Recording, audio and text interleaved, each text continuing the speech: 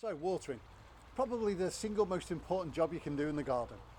Really, really important. But what do I see? I see a lot of gardeners when I'm out on my travels watering, and I call it the shake and vac, like this, in their garden, and they're finished, done. I've done my job for the day. I can go inside and have my tea and be happy that my plants are healthy. Sadly, this is not the case. So a wise gardener once told me, if you run a marathon and you really need a drink, do you tip the water over your head or do you put it into your mouth?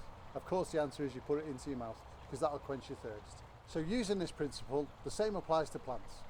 So the leaves become your head and the roots become your mouth. So what do we need to do? We need to get a good hose attachment and we need to target the water to the base of the plant.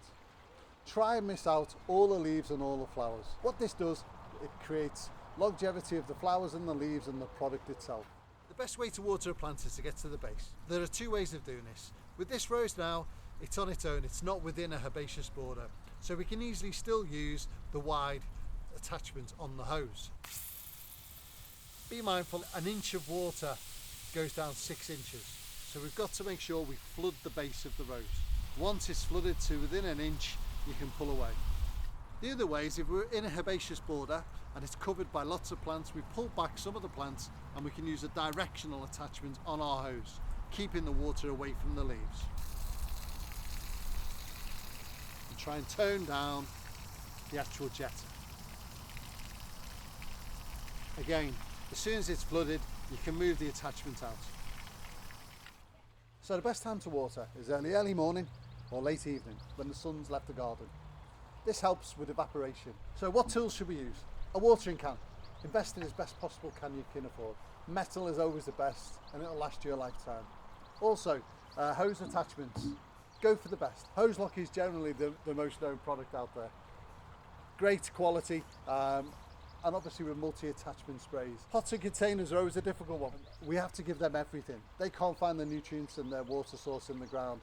If you get an extendable attachment like this, this will enable you to reach those hanging baskets without having to pull them down. And again, obviously you could do it no problem. For when you're away, I'd always advise to use a simple irrigation system.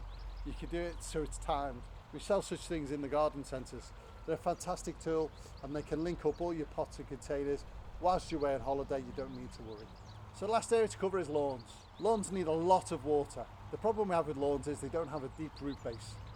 So they can't go down into the ground to find their water source. So we need to water heavily, especially in the summer months. The best way to do that is use a sprinkler head and leave it on and make sure your lawns are soaked. Also do this with freshly laid lawns as well. They need as much water as possible to give them the best start in life.